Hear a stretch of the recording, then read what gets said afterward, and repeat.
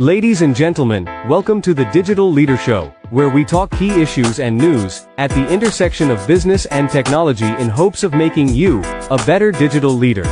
Hosted by Dan Goodstein and IRPA AI, a professional association, media and peer research network, providing education, networking and advice to over 130,000 global members on automation, enterprise AI, and digital transformation. We're live Wednesdays at noon Eastern, 9 a.m. Pacific on LinkedIn and YouTube, and the audio recording is available wherever you get your podcasts. And now, here's your host, Dan Goodstein.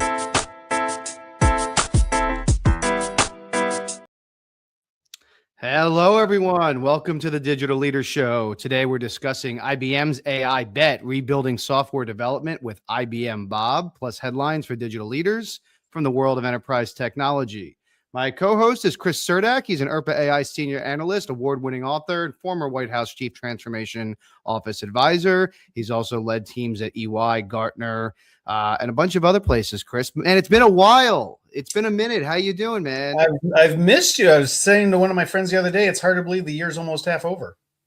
You know, I every year I plan for that, and every year I'm still surprised by that. But yeah, you know, if you live on the Eastern Seaboard here, like I am in New York, you know, we've lost spring, so it just goes from like winter to summer, and so you just kind of forget what you lose your orientation there. Well, for people like in the East Coast, I'm going to move out to California because it's nicer weather. It's been raining on and off for the last several days, and this morning during one of my Zoom calls, I had an earthquake. So you know, there you go. Oh, geez. Yeah. Pick your poison for natural casualty of California. Yeah, exactly. Exactly. Well, it's good to see you, buddy. We got a great show today. Really interesting guest. So I don't want to delay too much, but you know, a couple really interesting things going on in as far as headlines go. The one that came out recently that kind of got my attention is Meta's $2 billion AI deal shut down by the Chinese authorities. This was an acquisition of Manus, an agentic AI startup, and this is, according to Bloomberg, really a turn for Meta, who's kind of really counting on this. And then you see more and more of this, you know, regulatory trade war type of stuff. Makes you wonder, how do you really, you know, innovate and plan for these global economy type of situations? You stole the word out of my mouth. War. This, to a degree, this is intellectual property and economic warfare, and I think we can expect to see a lot more of that. To your point about Meta, kind of hoping to acquire its way back into at least competitiveness, if not a lead in the AI field. I think it's definitely an interesting shot across the bow. But it also, there's been this long time perception that, you know, China's way behind the U.S. companies and so forth. And I think DeepSeek would argue otherwise. But it is interesting that, you know, we have companies that are going to Chinese startups and trying to buy that IP from them, and China itself is stepping in. The FCC in the U.S. is also expanding its foreign-made Wi-Fi router ban, and it's going to include portable hotspots, cellular home internet devices. So I don't think they explicitly mentioned China in that document, but you can imagine where a lot of that stuff is made, right? Yeah, I've been talking for over a decade about how a lot of this, you know, these exploits and so forth are built into the hardware, if not like actually etched on the chips. So, you know, again, nothing surprising there. And the value of information is such that people are going to do whatever they can to get their hands on it. Yeah. Yep. Speaking of lots of news, as always, on OpenAI, the Musk versus OpenAI trial starting. So that, you know, is all around the you know, who's going to lead it, and the nonprofit status change and all that. Meanwhile, Microsoft and OpenAI just redrew their partnership, extended it to 2032, removed this kind of controversial AGI clause, and does no longer limits OpenAI to Azure, although it'll be kind of an Azure first plan, it seems like. Yeah, I saw Musk kind of going bonkers on OpenAI and Altman on X. So I fully expect a court-ordered gag order shot across the bow within the next probably 24 hours. Not bad mouthing the counterparty and on social media. And then that whole AGI thing. I don't know how you pull that off, although I don't know how you pulled it off to begin with. But then to pull it out of the clauses. I'm not a practicing attorney, but I did go to law school, and we're rewriting entire chapters of American law as we go. It's absolutely fascinating to watch. And the last piece about OpenAI is some reports came out this past week that they're plotting a smartphone of their own to pair with its big AI, AI everywhere, AI in the home kind of push. I can't underestimate them. That would be stupid. But my first reaction was, again, like, do we need another smartphone manufacturer? I feel like we've seen this movie before. And ironically, one of the companies they're talking to is Qualcomm, who, really, struggled, I think, in the last round of cell phone wars, right? Well, as you just said it, I mean, do we all remember the last time Microsoft tried to do a phone? No, we don't. But they did try, right? Yeah, so, I remember that. I'm old enough to remember that. I think I might have had one of those phones for about 3 weeks or something. So Blackberries, Microsoft phones, and all of that. I was just talking to my team earlier this week about, remember Nextel push to talks. Oh, I love that. Right. So everything old is new again. But all right, OpenAI, you want to get into the hardware game too? Fair play, but it didn't work out so great last time Microsoft tried to do that with mobile devices. We'll see. Yeah. The last kind of thing I wanted to hit on before we invite Neel, our guest, to join us is, and I know this is a topic you've talked a lot about, but there's this article that came out in the Wall Street Journal talking about whether or not the tech giants are going to regret all of their layoffs, and their push to go all AI. Meta is reportedly laying off about 10% of its workforce to offset the soaring AI infrastructure costs. And Microsoft just offered its first ever voluntary buyouts. The list goes on and on. But the interesting part, not surprising to you, because I know you've rung this bell before, but there's some really interesting reports coming out now that researchers are coming out that's saying that AI compute is now more expensive than the humans it was supposed to replace. You can't make this up. Although, we all do in Excel spreadsheets that we call ROI calculations. We make up stuff all the time. You and I go way back with like outsourcing and RPA and so forth. We've been trying to convert CapEx into OpEx for a quarter of a century, and now we're trying to convert OpEx back into CapEx. It's all funny money. I think what we're also seeing, I have about 400 pages of research papers I have to read over the course of the next week. And a lot of it is on this, where they're finding, okay, you kind of replace people with the AI, but the people that are using the AI now are getting dumber and like quantifiably dumber, quantifiably worse results. And a lot of the over promise and under deliver. How many people are clawing back? People that they laid off thinking, I don't need them anymore. When they realize, okay, the AI is replicating what they did, but they don't know what they did. So, I think we're going to be going through a tremendous cycle of HR-related, workforce-related angst. It's actually 1/3 of my upcoming book on this stuff, kind of talking through my predictions of what that'll look like. And I don't think there's any easy answer other than we're going to have to go through it. And as you say, I think a lot of you're going to have to hire back 5% of the people that you let go, and you're going to have to pay them double what you used to, if they're going to come on board. So everybody wants something for nothing, and the second law of thermodynamics remains undefeated, like I say all the time. Interesting. Well, that's a good segue. So let's introduce our guest for today. It's Neel Sundaresan. He's the general manager of automation and AI at IBM. He's previously served as head of eBay Data Labs and the VP of engineering and AI at Microsoft. Neel, thanks for joining us. Thank you, Chris, and thank you, Dan. Appreciate your welcome. Yeah, thank you. Pleasure to have you. Pleasure to have you. So I guess the obvious question, Neel, I wanted to ask to start with, I know Chris probably has more insightful technical questions than I do, but you spent 20 years at Microsoft and eBay. You could have very easily done the work that you're doing now at IBM there. Why did you make the jump? Why did you believe IBM was a better place to kind of build something new? Yeah, it's a good question. I think, in Silicon Valley or even in Washington, where I was with Microsoft, I think every few years you look at, what you're doing and what more can you do, and do you have an environment to do that or not? And almost in my entire career, I've made career jumps asking that question, because there is a time in your career at this particular company where you ask that question, and then also, at this level, people reach out to you, they want to hire you, etc.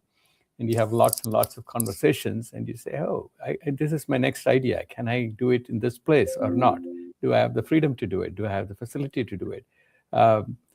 Do they understand me? And you ask these questions, and you discover the answers for yourself, and then you make the move. And that was my move from eBay to Microsoft. I mean, before eBay, I did a startup, from the startup to eBay, from eBay to Microsoft, and Microsoft to IBM. While the role defines something, I'm a sucker for challenges. I'm a sucker for, undefined problems or poorly defined problems. So moving from the Bay Area to Washington was not easy, because here you walk up to a coffee shop and hire 20 people. It is not the same thing there. You're trying to teach data to somebody who basically built products with features and never looked at data. So in some sense, you take on those challenges and you say, well, can I make a difference here, right?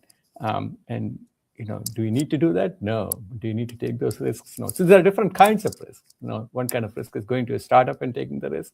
Another kind of risk is going to a big company and saying, can I go change the momentum here, change the culture here, or do what I want to do here? So I always say, can you be the rattlesnakes in the belly of the elephant, and put out your venom, right? Well, and you mentioned, you kind of allude to it, but to me it sounds like a double challenge, right? One is shifting, but the other is you're basically trying to build this from scratch inside a 114-year-old company rather than kind of bolting AI onto existing tools. And I think IBM kind of historically has done it the other way, right? Yeah, and I think credit to my peers, my managers, who let me do that, right? So my approach to doing these things is I never ask for, I need to do this. I need to do this new initiative. Give me 500 people. I don't know what to do with 500 people. Almost everywhere I've done new initiatives or new products or new innovations, I always say, I don't know what to do with a lot of people. So let me pick the people I want, and then we go from there. And this is disturbing to a lot of executives who just say, oh, how serious is this guy, right? And then you play the way you want to play, right? Then you break the rules you want to break. Then you challenge the system the way you want to challenge, and tell them, and then show them incremental benefits of that till they kind of understand you, right? So when I first went to Microsoft, I was in a team meeting and I showed all kinds of data, and they were like, oh, we never look at data this way. We just build features, right? When I first talked to our CEO there about bringing AI machine learning and developer productivity together, it's like the question was, where do you come from? How do you bring AI and compiler systems together? Because what I was pitching was, we have tons and tons of code data. That time it was Stack Overflow and GitHub, etc. And there is enough information in there to automatically recommend things to the user. At that time, the models were not great. In fact, the first couple of models we put out were, traditional machine learning models. But there was a problem to be solved, right? In fact, if you go back and look at even pre-Copilot, look at IntelliCode, it was like developers writing code, they put a dot and they want to make a function call, an API call. Can I make the right API call there? Can I recommend the right parameters to the API call? And I've done machine learning for many years, and typically the numbers would come at 90%, 95% accuracy. But here we were getting 50, 55% accuracy. Acceptance rate was 40%. So that would, in any machine learning scenario or evaluation system would be poor. But developers came and said, wow, this is amazing. How do you do that? And then they wanted more and more. We went into deep learning. We went to LSTMs. And then the transformers came along. We built our own transformer models. The first models were just few 100 million parameters, but all we were doing is code completion. And the code acceptance rate was 30%. And that was great for developers. I mean, imagine a machine being wrong 2 out of 3 times and still the developer saying, wow, this is amazing, right? So that's how it started, and that's music to your ears. And then you go from there, and now we are here, right? It's not about lines of code anymore. It's about, how much can be automated and how much can be augmented. Yeah. If I may, it's funny you say that, because even we came across this a lot when I was building spacecraft. So as you were just saying, 30%, how is that good? Engineers work with unreliable technology all the time. I think one of our challenges with LLMs right now is that they're unreliably unreliable. And that's very difficult to engineer around. Is that kind of your experience as well? Yeah, very good point. So how do you build a guidance system when you have, of course, as the models have become more and more complex and more capable, they don't tell you where they're capable and where they're not capable, which is kind of your way of saying they're unreliably unreliable. So what guardrails do you put in the system? What kind of framework do you put so that the users accept the recommendations in a way that actually human intelligence kind of mixes with the machine intelligence and kind of puts down the machine stupidity or the unreliability, right? Simple thing. So when I built even the first version of this thing, it was sort of like, it's not just the models. It's a model, it's experience, and it is also the architecture in which you deploy. Because I could have a fancy model which takes 2 minutes to come back and answer a simple question. Or if it could come back super fast, but I could build a really bad user experience. Because think about it, software engineering is an analytical experience. So people we're not shopping, we're actually writing code, we're doing math, in the middle of that, the computer comes and makes a recommendation, right? It needs to be smooth, it needs to be frictionless. It also needs to make it look like I wrote the code, not the machine wrote the code. So how do you build that experience into this thing? So I always say it is a trifecta of the model, the quality it produces, the experience you provide. And in fact, today, with the models costing so much, it's also the cost of the model. Now, do I really need a Sonnet 4.7 to do some simple task? Or can I take a simple model and then put it in? Because I have the advantage of speed with the small model, and I also know that there is a human being in there. So how do we orchestrate between these large and small models in a way we can provide the best experience to the user? It's kind of what we always think about. So it's not just cost saving, it is not just performance, it is a combination of all of those things combined with experience. Yeah, I think you touched on that. A lot of people are going back to or at least considering small language models. And I know, similar to you, worked in machine learning and analytics for a very long time. And so, I have 100 million parameter LLM, like you said, and then, all right, let's do 100 billion one. Well, if you're asking the question, what color is a strawberry? How much more red is it going to be, right? Once you have the answer red, is the system that costs 100 times as much going to be redder? No. So if I'm scaling up, what are the different questions that I'm asking so I can get different insights? Yeah, exactly. And if you look at today, right? If you look at today, the simplest task is code completion. And if you look at the workloads, probably maybe 1%, 2% of the workload is really code completion. Most of the time, we're abstracting away. In some sense, programming is human language. It's English, it's Chinese, it's Japanese. It is not Java, it's Python, C++, right? And that's why, on the one hand, we say, the software engineering jobs are going to go away. On the other hand, it's really more and more people are becoming software engineers, because now my financial analyst can be a software engineer. My operations person, my HR person can be a software engineer, because they all speak human language, right? So we are actually increasing the surface area of people who can build software. So it's kind of an optimistic way of thinking about this thing, right? So I think we are in very, very good times with AI. I know I heard a little bit of what you said before. Are we not going to have software engineers anymore? We call everybody a software engineer. How about that, right? Speaking of, Neel, you guys deployed this internally first, right? So I think 30,000 internal IBM users, developers. and achieved something like 45% average productivity gains. I'm curious, what surprised you most about what the developers and the users actually did with it?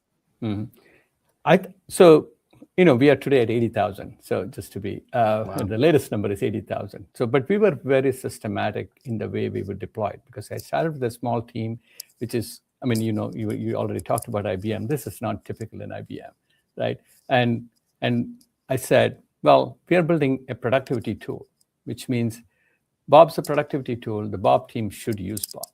So how much of Bob can be generated by Bob, right? So features in Bob was written by Bob. So literally, I can kind of do a back of the envelope calculation, say 40% of Bob is written by Bob, right? And I had the first 10 developers within the team, and a little bit of the periphery use it. Then I had 100, so I had about 2,000 people in my organization. Then I had 100 people use it. Then I have 200 people use it. As they use it, they kind of give feedback. They give feedback. You grow the software. You build in features. Some features are important. Some features are not important. So just getting bootstrapping that way and growing it. Then we went to 1,000 users, 2,000, 5,000, 10,000, 20,000. And we were very particular about who we onboard first. So it was really, because we were thinking of it as an engineering tool. So people would come and say, oh, I'm a distinguished engineer, I'm a fellow, or I'm a VP, but I code. So sorry, you get in line. That software engineer band 7, band 8 in IBM, which is kind of junior software engineer, staff software engineer, they need to come and use it. And what was surprising, of course, was, we didn't even have a manual. And of course, people are used to other tools like Cursor, et cetera. So it's not like they're coming completely blind into this thing. But without any manual, they would start, they would make mistakes and iterate, and very quickly, use the best of the features available in the system. And because most of the time they were actually programming in human language, most of the time it's English, but we also have Japanese, Korean, et cetera, users programming in those languages. And then all we needed to do was build bells and whistles, like, oh, there is this mode, there is a code mode, there is an architect mode, there is a designer mode, there is an ask mode. And then we need to, most of the time, just change the interfaces around. And of course, we are also looking at user experience. We also want to know, we do offline evals to say which model works really, really well. So if I were to summarize on what surprised me, like how different people used it differently, because the question that was asked was how productive people are. And the answer is different people are productive very, very differently, right? So if I'm a junior engineer, like say, in IBM, we require all of our products to be FedRAMP. And typically, before that, FedRAMP developers need to be senior. They need to know what it takes to make the software, ironclad, so that we can deploy in a Fed environment. Now you're junior engineers. You're using Bob as a kind of a senior architect who can help them guide through the process of FedRAMPing. Then we have senior engineers who are doing FedRAMP high, or they're doing stuff. They really need a quote unquote a code monkey, and they can use Bob as a junior developer to do that. So you kind of see the both ends of it. The other thing that was surprising was, people ask for lines of code or productivity, et cetera. And then what we found was there were teams were productive very, very differently. Like there are, for example, our consulting organization where they do prototypes, a lot of prototypes. Their productivity numbers are like 80, 85%. Then you've got people doing complex things like, open telemetry or FedRAMP, et cetera. Their numbers are like 30, 40, 45%.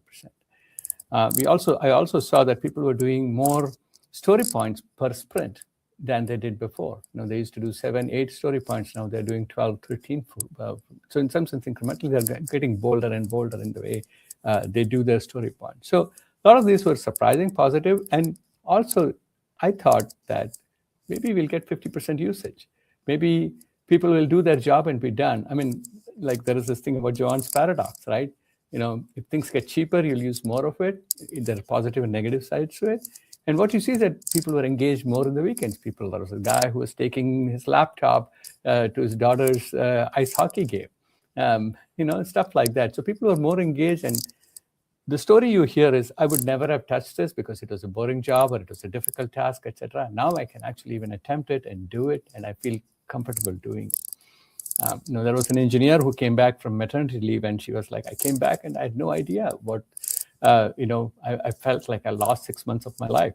And now when I go and ask other engineers questions, I feel really, really stupid. I got access to Bob. Now, actually, I don't have to look stupid. I feel like, okay, I want to continue with my job because I have my partner here. So those are all somewhat emotional, but at the same time, very strong stories that we heard. So the engagement is pretty good. Like, we have 95% of the users come back every week. And we did put some systems in place. For example, we didn't just give away everybody free blank check, go and use as much as possible. So we give everybody, now we give more, but we had internal currency called Bob coins, which translates to some dollars. And we would just say, hey, you get $50 worth of Bob coins. And then when you come to that $50, you got to write a feedback. You would say how you used it, what did you find useful, what would you not find useful, have you used competitive tool here, how did it help? And then we ask for how productive were you, and explain that productivity. We also ask for happiness scores. Did it make you happy? Was it a delightful experience out of 5? Because we engineers are grumpy people, and keeping them happy is an important thing. And so we got amazing amount of data from the users, how they are using it. We could put it back into the system. We built an entire Slack channel for the developers, and Bob would, we also automated a bunch of things for Bob to answer some of the mundane over and over repeated question. How do I increase my Bob coins? And how do I connect to a MCP server? Stuff like that. But we also got those feature requests and bug reports automatically, created backlists for our developers to work on, assign it to developers and all. So that's why with a small team, we could actually do a lot of stuff that cannot be done with large teams. So it's a total productivity tool for the Bob team itself, but also for the teams that were using Bob. So a lot of the enterprises I speak to, Neel, are struggling to move from kind of AI experimentation to real productivity. What's your sense as to what they're probably getting wrong? So there is one thing that's, I would say there are 2 or 3 things that I can talk about here. So, I've talked to several customers. We have a ton of enterprise customers. So typically what happens in a CIO organization is some engineer or set of engineers come and say, hey, get us some GPUs and we can build our own, LLMs that'll make us productive. So that's one. Sometimes, and then they don't get too far because, it's not very easy to build, LLM models that will work for you. And always, the frontier models or people whose full-time job is to build models will be much better than you. Or sometimes they say, hey, get us the models and we'll build applications for you that will make us productive. Even that doesn't work because it requires you to know how to build these, IDEs or experiences on top of the models. So when you hear numbers like 95% of the projects failed, it is because they have made the wrong investment in these things, in my opinion. And the third thing is the users themselves. Many users kind of use, AI assistants as search engines. They just ask questions and hope that it works, and then accept it as is. And then the results they accept are not great, and then they have to go back and fix it, and they lose trust and they use it less. And there's this great work from Chroma Research. We talk about context study, where they studied 18 models and sees how performance degrades. So in some sense, I don't have scientific proof, but at the same time, you can see as the experience, it's almost like a lemon market. As the experience gets worse and worse, they get discouraged and they use it less and less and less. So building an AI tool, AI assistant, or call it coding assistant, whatever that might be, is a lot more work than just models, right? And using it is also a lot more work than just writing code, right? It is, there's a ton of work to be done in context engineering. And as tool builders, like you need to have the entire information ecosystem. You need to understand multi-turns, stateful workflows. You need to curate what the model sees, and you need to put in the right context, etc. For example, if I were to build something that understands 10 PDF document, I can't just plonk the 10 PDF documents onto it and lose the context. I have to arrange it in such a way that it is indexed appropriately, served through an MCP server. So there's a whole bunch of stuff that has to be done. And of course, these are manual tasks you would do if you don't have the right tool. So we as tool builders, we have to provide you with the right tools, right experiences, so that we can automate as much of that possible. So more people get it right? I think we are kind of sort of in the middle of that journey at this point. Yeah, Neil, I think that's such a critical point that you make, that so many people are using AI as a super fancy search engine. And I say all the time, using probabilistic tools to solve deterministic problems deterministically causes probabilistic failures. Exactly. It's the worst possible use case for the tool. Right. So, Neil, you're laughing. Does that actually make sense to you? Because Chris has been saying that for months. I have no idea what he's saying. What the heck? No, it makes sense. I mean, it is really, and I've never said it myself this way, but it makes total sense, right? It is. I do that occasionally. Yeah. Well, so how do you kind of encourage people to get out of that? Hey, it's Google with better dictation, and make it more, hey, this is actually something that's helping me think differently to get different results. Right. I mean, it is, right? So, for example, when we initially put out Bob internally and there was so much success, other teams which are building, they have other products and they want to bring in AI. And they were like, oh, can you give us access to the latest cloud models or OpenAI models? And they want to just slap it in and build a chat interface. And no, that's not how you build a system. You need to have the right experiences. You need to have the right evals. And there's a discipline to building these systems. And in fact, I often say, this is the best time for UX designers in AI. While AI can build you interfaces, but having human-machine interaction in a seamless way, in a way that it actually works very, very well, is critical. Right? So I'll give you some examples. So for example, if I say, hey, Bob, look at this code and tell me what is the problem with this? Is there any security violation? Can you help me fixing with it? Fix it. One way to do it is to say, here, I fixed it, go deploy. Another way is to educate you. Here are 4 options, right? Option number 1, option number 2, option number 3, option number 4. Then Bob tells you, if you use option number 1, this is what will happen, and this might fail. Option number 2, this is a slight hack, right? And so on. Now you not only are using AI to do your job, you're also you might pick one of the 4 options, or you might even ask Bob to say, hey, pick the best option. But in the process, you're also getting educated about the other options, right? So it's kind of, when you build AI as an educational experience while being productive, it's almost like why do project-based classrooms succeed? It's because of that, right? You try, you ask questions, you fail, you succeed. And next time you come around, you've actually done better, right? So building that experience is an art. It's not like you let Cloud Code run for 3 days and some magic happens, and then you don't know why it worked or why it did not work, right?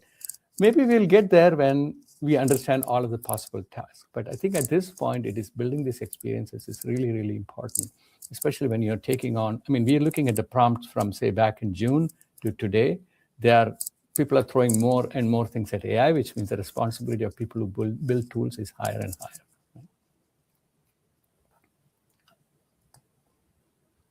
Neel, what do you think? Where do you think this AI-driven development is going to head over the next 2 to 3 years? And if anybody's watching, any digital leaders, CIOs, CTOs, and they're evaluating this kind of thing, what should they be preparing for? Based upon at least what I have seen and what I've experienced, the way we develop software is changing, right? So is it something that we would have imagined 5 years ago when we had just line completion and models that were wrong most of the time, and they kind of had frozen training data, etc.? No, but today they are good enough, and we can build experiences. For example, if you look at our workloads, right, 60% of our workloads are modernization workloads. They're not like brand new projects that you're working. So if you look at a software development lifecycle, it's not just writing code, compiling, building, and deploying and scaling it. It is also taking existing system, optimizing them, finding non-functional issues, and modernizing them, migrating them to new languages or new frameworks. Like take, for example, Java. You could have monolithic servers written in Java 7. You might want to migrate to Java 21 and containerized systems, etc. So so there's a new way we build it. And the second thing is that all of these have become now agents. Now there's some deterministic and some probabilistic. How do you build a software system that's a combination of agents? And these agents not only talk to the human, they also talk to each other. Now today they talk in human languages. I think to Chris's point, they used to talk APIs. Now they speak English or human language. Now APIs were very specific. So every time you want to have a slightly different interface, you needed to change the API. Now while all the underlying information was there. Today, what we do is build minimal APIs and make rest of it a part of the conversation. So there is a deterministic part, and then there is a probabilistic part. Now, the probabilistic part you have to get right? So you have to say, well, the question is going to be asked in English, let's say, or Japanese, and the answer is going to be given in Japanese or English, but the underlying system is deterministic. How do I make it work?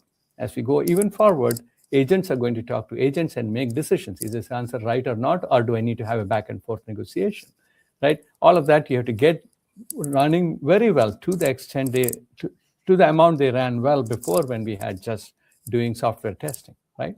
And and also you need to optimize on how many back and forths you have, because the systems have to run at scale with efficiency, etc. So that's kind of where we are entering the software era. So if I'm a college student today and I'm studying computer science, I'm going to enter the software field, I should be trained very differently than I was trained. There are some foundational principles in software development that don't go away, right? In fact, if you look at even human language coding, Donald Knuth came in 1985 and said, the whole idea of literate programming came from his idea, except that the tools were not there. So that's why he invented the literate programming paradigm. But his idea was, if I want to get something done, I want to talk to a human being in human language, which is English, and that human being is talking to a computer and getting the task done to my satisfaction. That was the vision back in 1985. All we are doing is making it real today, right? Because we have the tools, we have the systems, we have the AI systems that are ready. I mean, Knuth is, I think, 85 years old now, probably very happy with what he saw 40 years ago, right? So if I think we're getting close to time, and given that you just brought that up, I have to ask, I think probably the most critical question our audiences would ask you if they were in this chair, and that is this. So Neel, do you think that through Bob, IBM is finally going to let us get rid of COBOL? Sorry, I didn't get the question again. Is Bob going to allow us to finally get rid of COBOL? Finally get rid of? I don't see. I think you need to get rid of COBOL, right? I mean, frankly, you shouldn't care about the underlying language, right? So even Java migration, you think about it, there should be a reason for me to migrate. In fact, you should not care about COBOL, right? There are some of our customers who are migrating to, say, Python, etc. But they need to see benefit of migrating, right? If they're migrating to new platform, new framework, they're migrating to the cloud, and these languages are not available. And also, you see new talent that's coming in. They don't know COBOL. They don't, it's not just COBOL. They don't know PLX. They don't know PL1. They don't know many other, other languages. But they need to be able to work with these systems that were programmed in those languages. The only thing that you have between you and the computer is the human language. So how do I take that human language and translate it? First, I need to understand all of the, quote unquote, legacy code. Then I need to say what I want to do with it. I want to get an architecture for the system that is based upon the thing. Then I want to, and that is reverse engineering a lot of code that's not very well documented, right? Then I say, okay, now I want it to run efficiently in this area or that area. Some of them will get rid of COBOL, absolutely. Some of them will migrate from the mainframe to cloud or new infrastructures. But others might want to stay there because there's a secret sauce there, or they're too conservative to migrate. So we kind of go with where the clients want to be, but we want to bring the best of the tools for them. Yeah. Neel, thank you so much for sharing this story, and would love to check in with you. And I was going to usually I say like next year, but in this world, I probably have to check in with you in a couple months next week to see how things are progressing. But thanks so much for joining us. Yeah, great chatting with you, Dan and Chris. Appreciate your time. Thank you. Thank you, Neel. Thanks, everybody. Thanks for joining us. We'll be back Wednesday at noon Eastern, 9 Pacific. In the meantime, if you need help with anything you're working on, we're here to help. Please go to irpaai.com/analysts for more information. Thanks, everybody. Have a great day. Thank you. Cheers.